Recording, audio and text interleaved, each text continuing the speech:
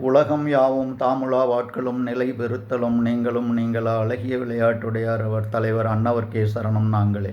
அன்பர்களே வணக்கம். இது நமது விழித்திரு சேனலில் 24வது பதிவு. இதன் தலைப்பு மகிழ்ச்சியும் செல்வமும் அப்படின்ற தலைப்பில் நம்ம பார்க்கலாங்க. இந்த பதிவை பார்க்குறதுக்கு முன்னாடி வியூவர்ஸ் கேட்ட கேள்விகள் கடந்த 2-3 பதிவுகளிலிருந்து சில கேள்விகள் கேட்டாங்க. அதில் ஒரு சில கேள்விகளுக்கு ஆனால் பதிலை பார்க்கலாம். அதுவும் பதில் கொடுக்க வேண்டியதும் நம்மளுடைய ஒரு பணியாக இருக்குது இல்லைங்களா. ஒரு பொண்ணு கேட்டிருந்தாங்க, என்ன சார் நியூசிலாந்து பொண்ணுங்க தான் ஐஸ் பேபின்னு குறிப்பிட்டிருந்தீங்க, அப்போ நாங்கள்லாம் அப்படி இல்லையா அப்படின்னு கேட்டிருந்தாங்க நகைச்சுவையா. ஐயோ அப்படிலாம் இல்லை சாமி, நியூசிலாந்து வந்து கொஞ்சம் ஒரு குளிரான பிரதேசம் இல்லையா, அதனால் அங்கே இருக்கிற பொண்ணுங்களும் ஐஸ் பேபின்னு ஒரு குறிப்பிட்டிருந்தேன், அவ்வளோதான். நம்ம தமிழ் பொண்ணுங்களை தான் அழகு, உலகத்திலேயே நம்ம தமிழ் பொண்ணுங்க மிகவும் அழகாக இருப்பாங்க.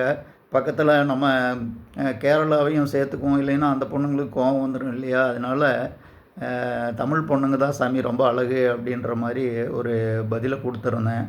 அப்படின்னா நீங்கள் அடுத்த பதிவில் அதை வந்து பதிவிடணும் அப்படின்னு கேட்டிருந்தாங்க. அதனால் அவங்களுக்காக வந்து இந்த பதிலை நான் கொடுக்குறேங்க. ஏன்னா பதிவின் நேரம் நீண்டுன்றதுனால சுருக்கமான பதிலாக கொடுத்துருக்கேன். அடுத்த கேள்வி ஒரு நண்பர் கேட்டிருந்தார், நீங்கள் இந்த நெகட்டிவான விஷயங்கள் எல்லாம் இருந்து விலகி இருக்கலாம் அப்படிங்கிற மாதிரி சொல்கிறீங்களே, அப்படிலாம் முடியுமா? வாழ்க்கைனாவே முரண்பாடுகள் இருக்குதானே செய்யும் அப்படின்னு கேட்டிருந்தார்.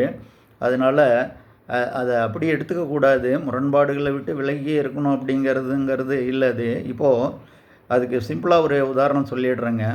இப்போ கொரோனா வந்தப்போ என்ன நடந்தது? கொரோனாவால் பாதிக்கப்பட்டவங்க மருத்துவமனைக்கு போனாங்க வைத்தியம் பார்க்குறதுக்கு. அதில் தப்பிச்சு வந்தவங்க, நேரம் நல்லா இருந்தவங்க தப்பிச்சு வந்துட்டாங்க. ஆனால் அந்த கொரோனாவுக்கு வைத்தியம் பார்க்குறதுக்காக வைத்தியம் பார்த்த மருத்துவர்களே இந்த கொரோனாவால் பாதிக்கப்பட்டு இறந்தாங்க இல்லைங்களா. அதனால் இந்த நெகட்டிவான விஷயங்களும் அப்படி தான். அதை சந்திச்சுக்கிட்டே இருக்கும்போது நாமளும் ஒரு நெகட்டிவாக மாறிடக்கூடாது அப்படின்றதுனால அதை நான் பதிவிட்டிருந்தேன். அதை அப்படி தான் எடுத்துக்கணும். முதல்ல நம்ம பாதுகாத்துக்கணும் இல்லைங்களா. அதனால் அதை வந்து நீங்கள் பாசிட்டிவாக எடுத்துக்கோங்க, சரிங்களா. பாசிட்டிவாக எடுத்துக்கங்க. வாழ்க்கைனாவே முரண்பாடுகள் இருக்குது தானே செய்யும். பாசிட்டிவும் நெகட்டிவும் கனெக்ட் ஆனால் தானே லைட்டே எரியும், ஒளி கிடைக்கும் இல்லைங்களா. அதனால் அதை நம்ம அந்த மாதிரியே எடுத்துக்கலாம். நான் திரும்பவும் கூட சொல்லியிருந்தேன், வாழ்க்கையில் வந்து நெகட்டிவான விஷயங்களை பாசிட்டிவாக மாற்றுறது தான் வாழ்க்கை அப்படின்றதையும் அதில் குறிப்பிட்டிருந்தேன். இருந்தாலும் ஒரு நண்பர் கேட்டிருந்தார், இது அவருக்கான பதிலுங்க.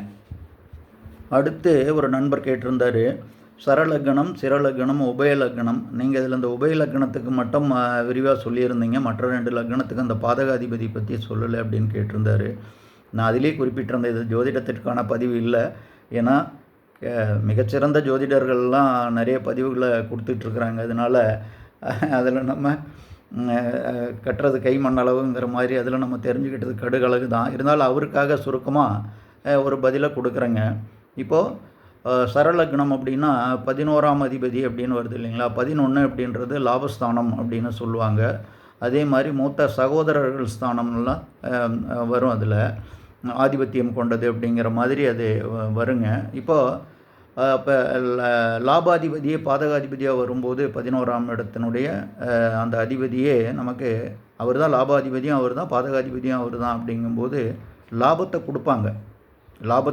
அவங்க நல்ல சுபத்துவம் பெற்று இருந்தால் வந்து லாபத்தை கொடுப்பாங்க. ஆனால் வரக்கூடிய லாபத்தினாலேயும் சில நேரங்களில் அதுலேயும் பாதகங்கள் இருக்கும். இப்போது பார்த்திங்கன்னா ஒரு சிலருக்கெலாம் நிறைய சொத்து கொடுத்துட்றாங்க இல்லைங்களா. நிறையா ப்ராப்பர்ட்டி வச்சுருப்பாங்க. ஆனாலும் அந்த சொத்து சம்மந்தப்பட்ட வழக்குகள் இருந்துக்கிட்டே இருக்கும். வழக்குக்காக கோர்ட்டு கேஸுன்னு செலவு பண்ணிக்கிட்டே இருப்பாங்க. அது அந்த மாதிரி தொந்தரவுகளை கொடுக்கும். அது இன்னும் நிறைய இருக்குது இதில். அதனால் அதில் கவனமாக இருக்கணும். அந்த பாதகாதிபதியினுடைய திசை நடக்கும்போது தான் அந்த மாதிரி பிரச்சனைகள் வர்றதா ஜோதிடர்கள் சொல்லியிருக்கிறாங்க. அதனால் பாதகாதிபதி திசை வருது அப்படின்னா இப்போ அதுதான் வந்து நான் மேச லக்னத்திற்கு 11ஆம் இடம் வந்து அந்த கும்பம் அப்படின்னு வரும்போது சனி பகவான் பாதகாதிபதியாக வர்றாரு, அவர் தான் லாபாதிபதியும். அப்போ சனி திசை வரும்போது ஏதாவது பாதகங்கள் செய்வாரோ அப்படிங்கிற அந்த ஒரு இது இருக்கும். அது வழிபாடு, இறை வழிபாடு அல்ல அவரையே வந்து அவர்கிட்டயே சரண்டர் ஆகிறது வந்து கொஞ்சம் அந்த சிரமங்களை நமக்கு குறைச்சி கொடுக்கும். சரிங்களா? அதே போல் சிரலக்னத்திற்கு வந்து 9ஆம் இடம் பாதகாதிபதி ஸ்தானம் அப்படின்ற மாதிரி வருது. இப்போது சிரலக்னம் வந்து ரிஷபம் அப்படின்ற மாதிரி எடுத்துட்டோம் அப்படின்னோம்னா சிரலக்னம் 9வது இடங்கிறது வந்து மகர லக்னம் வரும், மகர ராசி வரும். மகர ராசின்றது வந்து லக்னத்தில் இருக்கும் 9வது இடம் வந்து அது வருது.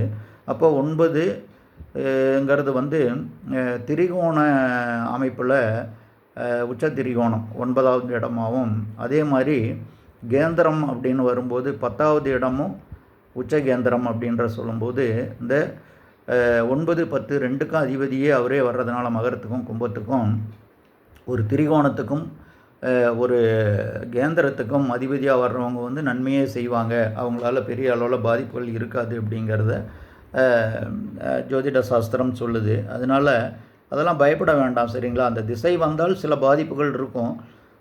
அந்த நேரத்தில் நம்ம வந்து இறை வழிபாடு, அதற்கான வழிபாடுகளை செஞ்சுட்டு நம்ம கடமையை நம்ம செய்துக்கிட்டு இருந்தோம் அப்படின்னா, கடுமையான உழைப்பு இருந்ததுன்னா சனி பகவான் கருணை காட்டுவார். ஏன்னா அவர் வந்துட்டாலே உழைப்பு தான், உழைப்பு தான், உழைப்பை தவிர வேறு எதுவும் யோசிக்கக்கூடாது. அந்த மாதிரி இருந்தோம்னா அவர் நிறைய நன்மைகள் செய்வார். சரிங்களா? அன்பு நண்பர்களே, நன்றி. அது மாதிரி கேள்விகளை கமெண்ட்ஸில் கொடுங்க. அதுக்கான பதில் வந்து என்னால் அறிந்தவரை நான் உங்களுக்கு அதை நான் தெரியப்படுத்துகிறேன். சரிங்களா? Okay, thank you. அடுத்து நண்பர்களே, தலைப்பு நம்ம மகிழ்ச்சியும் செல்வமும் அப்படின்றதுனால நம்ம புலவர் ராமலிங்கம் ஐயா பேசியிருந்த ஒரு நகைச்சுவையை பார்த்துட்டு நம்ம தலைப்புக்குள்ளே போகலாங்க. அவர் சொல்லும்போது என்ன சொன்னார் அப்படின்னா, இப்போது இந்த கர்வம் இருக்கும் இல்லையா, கர்வம் இருக்கும், ஒரு ஆணவ போக்கு இருக்கும். பேசும்போதே வந்து இப்போ நான் யார் தெரியுமா, என்னுடைய படிப்பு என்ன தெரியுமா, என்னுடைய உத்தியோகம் என்ன தெரியுமா, சம்பாத்தியம் என்ன தெரியுமா அப்படின்னு சொல்லும்போதே எல்லாமே தெரியும் கம்முனிரு அப்படின்ற மாதிரி வீட்டிலேருந்து ஒரு பதில் வருமாம்மா. அதனால் அப்படி தானே, நாட்டுக்கே ராஜாவாக இருந்தாலும் வீட்டுக்கு தாய்க்கு பிள்ளை, தாரத்துக்கு கணவர் தானே, இது மாதிரி. அதனால் கோர்ட்டில் வாதாடும்போது வக்கீலாக இருக்கலாம், ஆனால் வீட்டுக்குள்ளே வரும்போது எப்படி வரணும், லாலா ஸ்வீட்டு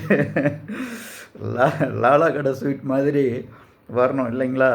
அதே மாதிரி அலுவலகத்தில் நீங்கள் மேனேஜர் தான், அலுவலகத்தில் மேனேஜர் தான், ஆனால் வீட்டுக்கு வரும்போது நீங்கள் மேரேஜர் இல்லைங்களா? அதனால் என்ன அலுவலில் இருந்தாலும் வெளியில் நம்ம போய் எவ்வளவோ பிரச்சனைகளெல்லாம் சந்திக்கிறோம். உத்தியோகத்துலேயும் சரி, தொழிலையும் சரி, எவ்வளவோ பிரச்சனைகளெல்லாம் நம்ம சந்திக்கிறோம். ஆனால் வீட்டுக்கு வரும்போது எல்லாத்தையும் வந்து வெளியிலேயே கழட்டி விட்டுட்டு, அந்த என்னமோ சொல்லுவாங்களே, நம்ம செப்பலை கழட்டி விடும்போது பிரச்சனைகளையும் கழட்டி விட்டுறணும் அப்படின்னு சொல்லுவாங்க. அது மாதிரி அந்த பிரச்சனைகள்லாம் அப்படியே விட்டுட்டு வீட்டுக்குள்ளே வரும்போது ஒரு ஹீரோ மாதிரி நுழையணும். சரிங்களா? ஹீரோ மாதிரி நுழையணும். குழந்தைங்கள் இடத்துல அன்பு செலுத்தணும், அன்பாக 4 வார்த்தைகள் பேசணும், மனைவிகிட்ட கொஞ்சம் ரொமான்ஸும் பண்ணணும். அந்த மாதிரிலாம் இருந்தால் வாழ்க்கை இனிமையாக இருக்கும். சரி, இப்போது நம்ம இந்த நிகழ்ச்சி இதுக்குள்ளே போகலாங்க. இப்போ மகிழ்ச்சியும் செல்வமும் அப்படின்னு நம்ம எடுத்துட்டோம் அப்படின்னா, சிம்பிள் கான்செப்ட்டு. உடனே என்ன சொல்லுவோம், செல்வ செழிப்போடு இருந்தால் தானே நமக்கு மகிழ்ச்சி வரும் அப்படிங்கிற மாதிரி இருக்கும் இல்லைங்களா? செல்வ செழிப்போடு இருந்தால் தான் மகிழ்ச்சி வரும். ஆனால் செல்வ செழிப்போடு இருக்கிறவங்க எல்லாருமே மகிழ்ச்சியோடு இருக்கிறாங்க அப்படின்னா இல்லை. அவங்களுக்குள்ளேயே நிறையா பிரச்சனைகள் இருக்குது, நிம்மதி இல்லாத வாழ்க்கையெல்லாம் இருக்குது இல்லைங்களா? பங்களாவை கட்டி வச்சுட்டு நிம்மதியாக தூங்க முடியாமல் இருக்கிறவங்களாம் இருக்கிறாங்க. அதனால் அதை கொஞ்சம் இப்படி நம்ம பார்ப்போம். சரிங்களா? ஏன் மகிழ்ச்சியாக இருந்தால் செல்வம் வரும். சரிங்களா? செல்வம் வந்தால் தான் மகிழ்ச்சியாக இருக்கணுங்கிறது இல்லை, மகிழ்ச்சியாக இருந்தால் செல்வம் வரும். அதை நம்ம எப்படின்னு பார்க்கலாங்க. அப்போது செல்வ செழிப்போடு இல்லை அப்படிங்கும்போது நம்ம உழைப்புக்கான பலன் இல்லை, நம்ம சிரமப்பட்டுருக்குறோம். அப்படிங்கும்போது இப்போ அதுக்கான அப்போ கையில் பணம் இல்லைனாலே துன்பங்கள் இருக்க தான் செய்யும், பிரச்சனைகள் இருக்க தான் செய்யும். என்ன பண்ணணும் அப்படின்னா, அதை வந்து நம்ம வரவேற்கக்கூடாது, மனதளவில் வரவேற்கக்கூடாது. அது வந்து வாசலில் காத்துக்கிட்டு இருக்கோம்.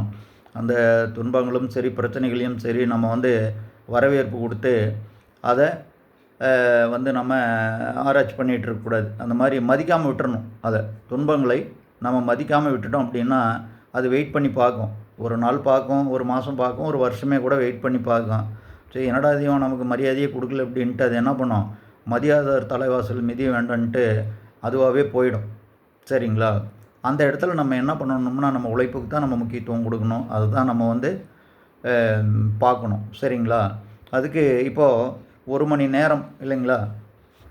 இப்போது குடும்ப வாழ்க்கை அப்படிங்கும்போது நம்ம பார்த்தோம் அப்படின்னா அதில் ஒரு நாளைக்கு 24 மணி நேரம் இல்லைங்களா? 24 மணி நேரத்தில் நம்ம என்ன பண்ணுறோம், கிட்டத்தட்ட வந்து நம்ம காலையில் ஒரு 5 மணிக்கு எந்திரிச்சு புறப்பட்டு சமையலை பண்ணி டிஃபனில் எடுத்துகிட்டு இப்போ வேலைக்கு போயிட்டு திரும்ப ரிட்டன் வேலையை முடிச்சுட்டு நம்ம வீட்டுக்கு வரும்போது மணி 6 மணி 7 மணி ஆகிடுது. ஒரு 2 மணி நேரம் ஓவர் டைம் பண்ணணும் அப்படின்னோம்னா 8 மணியும் கூட ஆகிடும் இல்லைங்களா? அப்போ காலையில் 5 மணியிலிருந்து 12, 3 ஒரு 15 மணி நேரம் கிட்டத்தட்ட நமக்கு வந்து உழைப்புக்கான செலவு பண்ணிடுறோம். அது உத்தியோகம் இருந்தாலும் சரி, தொழிலாக இருந்தாலும் சரி, அதுக்கான அந்த டைமை நம்ம எடுத்துக்கிறோம். அப்போ அந்த நேரத்தில் வேறு சிந்தனைகள் இல்லை நமக்கு. காலையில் எந்திரிக்கிறோம், என்ன தேவையோ அதை ரெடி பண்ணுறோம், உணவை ரெடி பண்ணுறோம், வேலைக்கு போகிறோம், அலுவல்களை முடிக்கிறோம், வீட்டுக்கு வர்றோம். அடுத்து ஒரு மணி நேரம் 2 மணி நேரம் மொபைல் பார்க்குறோம், டிவி பார்க்குறோம், அதில் ஒரு 2 மணி நேரம் போயிடுது. சரிங்களா? அதனால் மீதி இருக்கக்கூடிய டைமுன்னு பார்த்தோம் அப்படின்னோம்னா ஒரு 7 மணி நேரம் இருக்குது நம்ம ஓய்வுக்கு. இதில் போய் நம்ம கவலைப்பட்டுட்டு உட்காந்துட்டு இருக்கிறதுக்கும் பிரச்சனைகளுக்கு இடம் கொடுத்துட்டு அதை பற்றி நம்ம யோசிச்சுக்கிட்டு அது வாதம் பிரதிவாதம்லாம் பண்ணிவிட்டு இருக்கிறதுக்கு எங்கெங்கே நேரம் இருக்குது. அப்போ சென்ற பதிவிலேயே கொடுத்துருந்தேன் நான், வாழ்க்கையை வாதம் பிரதிவாதம் நிறைந்த வழக்காக வச்சுக்காதீங்க, அதை ஒரு மகிழ்ச்சியான தருணமாக மாற்றிக்கணும் அப்படின்றது இப்போ சென்ற பதிவிலே கொடுத்துருந்தேன். அதனால் அதுக்காக நேரங்கள்லாம் நம்ம ஒதுக்கக்கூடாது, அதுக்கான நேரமும் இல்லை அப்படிங்கிறது மாதிரி அது நமக்கு அந்த ஷெட்யூல் கொடுத்து தினசரி வேலைகளுக்கான ஷெட்யூல், ரொட்டீன் ஒர்க்குக்கான ஷெட்யூலை கொடுத்து நம்ம செயல்பட்டுட்டு இருந்தோம் அப்படின்னாலே பெருசாக பிரச்சனைகள் வராது. பிரச்சனைகளுக்கு இடம் கொடுக்கக்கூடாது. சரிங்களா? அது வெயிட் பண்ணி பார்த்துட்டு போயிடும். ஓகே. அடுத்து இந்த தொலைக்காட்சி தொடரில் வரக்கூடிய ஒரே அழுக இமோஷனலான ஸ்பீச்சு, சத்தம், ரொம்ப ரொம்ப ஆக்ரோஷமாக பேசுகிறது, கோபம், வன்முறை, சரிங்களா, வஞ்சகம்னு அதில் நம்ம தொலைக்காட்சி தொடர்கள்லாம் பார்த்திங்கன்னா டெய்லி ஏதோ ஒரு தொலைக்காட்சி தொடரில் அந்த இது தினமுமே வந்துடுது. இது என்ன எப்படி இருக்குது அப்படின்னா பாருங்கள், அதில் கொஞ்சம் மகிழ்ச்சியான இருக்கக்கூடிய தொடர்களாக பாருங்கள். ஏன்னா வீட்டுக்குள்ளே நம்ம உட்காந்து அழுதுகிட்டு இருந்தாலும் அது அழுகை சத்தம்தான் இல்லைங்களா? நம்ம ஓலையிட்டு இருந்தாலும் அது ஓலையிடுறது தான். அதே மாதிரி டிவிக்குள்ளே ஒரு அழுகை சத்தம் கேட்டுட்ருக்குது அப்படின்னாலும் அந்த சவுண்டு, அந்த வைப்ரேஷன்ஸ் தான் வந்து வீட்டுக்குள்ளே டெய்லி ஃபார்ம் ஆகிட்டுருக்கோம். அது நம்மளை மனதளவுலையும் பாதிக்கப்படும். மனதளவில் பாதிக்கப்படும் போது வந்து அடுத்து நம்ம எண்ணம் செயல்பாடுகள் எல்லாமே வந்து அது பிரச்சனையாகும். அதனால் அந்த நெகட்டிவான நிகழ்ச்சிகளெல்லாம் முடிஞ்ச வரையிலும் தவிர்த்துருங்க. சரிங்களா? அடுத்து முக்கியமான விஷயம், நமக்கு ஒரு வாழ்க்கை அமைஞ்சிருது இல்லைங்களா? படிப்பு, உத்தியோகம், வளர்ந்து வந்துடுறோம். 25 வயசு 30 வயசுங்கும்போது ஒரு வாழ்க்கை அமைஞ்சிருது. கணவனுக்கு மனைவி, மனைவிக்கு கணவன் அப்படின்ற ஒரு வாழ்க்கை அமைஞ்சிருது. அதில் சில குறைபாடுகள் இருக்கும். உடனே வந்து என்னடா இப்படி வாழ்க்கை அப்படிங்கிற மாதிரி நமக்கு வந்து ஒரு வெறுப்பு வந்துடக்கூடாது. ஏன்னா ஒரு அண்டர்ஸ்டாண்டிங் வர்றதுக்கு, புதுசாக திருமணமான தம்பதியர்களுக்குள்ளே ஒரு அண்டர்ஸ்டாண்டிங் வர்றதுக்கு குறைஞ்சது 2 வருஷம், அதிகபட்சம் 5 வருஷங்கள் கூட ஆகலாம். அதுக்குள்ளே ஒரு குழந்தை வந்துடுவாங்க. குழந்தை வந்துட்டால் எல்லா பிரச்சனையும் அது சரி செய்யும். அதனால தான் குழந்தையும் தெய்வமும் ஒன்றுன்னு சொன்னாங்க. குடும்பத்தில் எவ்வளோ பிரச்சனைகள் இருந்தாலும் அந்த மாதிரி ஒரு குழந்தை செல்வம் வரும்போது எல்லாமே மகிழ்ச்சியாக மாறிடும். அது வரையிலும் கொஞ்சம் நிதானமாக இருக்கணும். சரிங்களா? கிடைச்ச வாழ்க்கையை வந்து நம்ம உதாசீனப்படுத்திட்டு அதை தூக்கி எறிஞ்சிட்டு போனோம்னா சின்ன சின்ன பிரச்சனைகள்லாம் அது வந்து நம்ம கடவுள் அமைச்சு கொடுத்த வாழ்க்கையை வந்து நம்ம அப்படி எடுத்தெறிஞ்சிட்டு போனோம் அப்படின்னா அதுக்கான இதையும் நம்ம பலாபலன்களையும் அனுபவிக்க வேண்டியது இருக்கும். அதனால் ரொம்ப நிதானம் இருக்கணும். சரிங்களா? கிடைச்ச வாழ்க்கையை மதிக்கணும். எதுவுமே வாழ்க்கையும் சரி, நமக்கு கிடைச்ச பொருள்களையும் மதித்து அதுக்கு முக்கியத்துவம் கொடுத்து செயல்பட்டோம் அப்படின்னோம்னா தான் அது நம்ம இடத்துல நிலையானதாக இருக்கும். அடுத்து வேலை செய்கிற இடம் இல்லைங்களா, அது உத்தியோகமாக இருந்தாலும் சரி, தொழிலாக இருந்தாலும் சரி, அந்த சம்பாத்தியத்திற்கான அந்த சோர்ஸ் இருக்குது இல்லைங்களா, அந்த இடம் தான் நமக்கு வந்து கொஞ்சம் நிம்மதியை தரக்கூடிய இடம். அந்த ஒரு நாள் அந்த ஒர்க்கை முடித்தோம் அப்படின்னா அன்றைக்கி ஒரு திருப்தி இருக்கும், ஒரு ஆனந்தம் இருக்கும். அதனால் வேலை செய்யக்கூடிய இடத்தையும் வந்து நம்ம மகிழ்ச்சியாக வச்சுக்கணும். சரிங்களா, கொலீக்ஸ் எல்லாம் வந்து அவங்கக்கிட்டேயும் ரொம்ப ஒரு ஸ்மூத்தாக இருக்கணும். சரிங்களா, அவ்வளோதான் அன்பு, அதுதானே பரிமாற்றம், ஒரு புரிதல் இருக்கணும். அங்கேயும் ஏதாவது பிரச்சனைகளை உருவாக்கிக்கூடாது. ஏன்னா எல்லா மனுஷனுக்கும் எவ்வளவோ பிரச்சனைகள் இருக்குது. அதெல்லாம் தாங்கிக்கிட்டு தான் நம்ம தினசரி வேலைகளை பார்த்துக்கிட்டு இருக்கிறோம், ஒரு மூட்டையை சுமந்துக்கிட்டே இருக்கிறோம் இல்லைங்களா. அந்த மாதிரி சூழ்நிலையில் நம்ம வேலை பார்க்குற அலுவலகம் தான் வந்து அந்த அந்த இடம் தான் நமக்கு வந்து கொஞ்சம் மகிழ்ச்சி தரக்கூடிய இடம், கொஞ்சம் நிம்மதியை தரக்கூடிய இடம். அங்கேயும் போய் ஏதாவது நம்ம புத்திசாலித்தனத்தை பயன்படுத்தி அங்கேயும் பிரச்சனைகள் எல்லாம் உருவாக்கிக்கிட்டு இருக்கக்கூடாது. அங்கேயும் வந்து அலுவலகங்கள்லேயும் நம்ம அந்த ஒரு மகிழ்ச்சியான சூழலை எப்போவுமே வச்சுக்கணும். சரிங்களா, அதுதான் நம்ம வளர்ச்சிக்கு மிகவும் உகந்ததாக இருக்கும். அடுத்து கவலை. இந்த கவலை இருக்குது பார்த்தீங்களா, கவலையில் வந்து ஒரீஸை நம்ம உழைப்புக்கான ஒரு உரமாக தான் பயன்படுத்தணும், கீயாக தான் பயன்படுத்தணும் இல்லைங்களா. அதுதானே ஒரு உந்துதலாக இருக்குது நமக்கு. கவலைப்படுறோம், அதுக்கு வேணுமே, இதுக்கு வேணுமே, பொருளாதாரம் இல்லையா, அந்த பிரச்சனையை பார்க்கணும், இந்த பிரச்சனையை பார்க்கணும், குழந்தைங்கள படிக்க வைக்கணும், அடுத்து அவங்களுக்கு ஒரு திருமணம் பண்ணி வைக்கணும், அவங்களுக்கு வேணுன்றதை செஞ்சு வைக்கணும், எத்தனையோ இருக்குது இல்லைங்களா, 1000 இருக்குது. அது எல்லாமே வந்து நம்ம வந்து ஒரு கீயாக தான் பயன்படுத்தணும், நம்ம உழைப்புக்கான கீயாக தான் அதை வந்து நம்ம பயன்படுத்தணும் அப்படிங்கிறதையும் தெரியப்படுத்திக்கிட்டு, இந்த நண்பர்களே, இந்த பதிவு ஒரு அவசர சமையல் மாதிரி ஆயிடுச்சு. நாளைக்கு புத்தாண்டு அப்படின்றதுனால ஒரு பதிவு கொடுக்கணும் அப்படின்ட்டு ஜஸ்ட்டு ஒரு ஷார்ட்டாக ஒரு ஹிண்ட்ஸ் மட்டும் எடுத்துகிட்டு சில தகவல்களை நம்ம பகிர்ந்துருக்குறோம். அதனால் அவசர சமையல் எப்போவுமே எல்லாம் பிளான் பண்ணி எடுத்து வச்சுக்கிட்டு ரொம்ப ஐடியா பண்ணி பண்ணும்போது கூட சமையல் ருசியாக வராது. ஆனால் அவசரத்தில் பண்ணுவோம், அந்த சிம்மெல்லாம் நல்லா ஃபுல்லாக வச்சு விட்டு அவசரமாக பண்ணும்போது அது கொஞ்சம் அப்படியே சடனாக ஹீட் ஆகும்போது கொஞ்சம் ஸ்மெல்லெல்லாம் வந்து அது ஒரு மாதிரி டேஸ்ட்டு கொடுக்கும். அந்த மாதிரி இது ஒரு அவசர சமையல் மாதிரி. அதனால் இந்த பதிவு வந்து உங்களுக்கு பிடிச்சிருந்தால் கமெண்ட்ஸில் தெரியப்படுத்துங்க. எல்லோருக்கும் இனிய தமிழ் புத்தாண்டு வாழ்த்துக்கள் கூறி மகிழ்ச்சியும் செல்வமும் பெற்று இந்த புத்தாண்டில் எல்லோருக்கும் நல்வாழ்வு அமைய வேண்டும் என்று ஏக இறைவனை வணங்கி உங்களை எல்லோரும் வாழ்த்தி மீண்டும் அடுத்த பதிவில் சந்திக்கும் வரை நன்றி கூறி விடைபெறுகிறேன். நன்றி.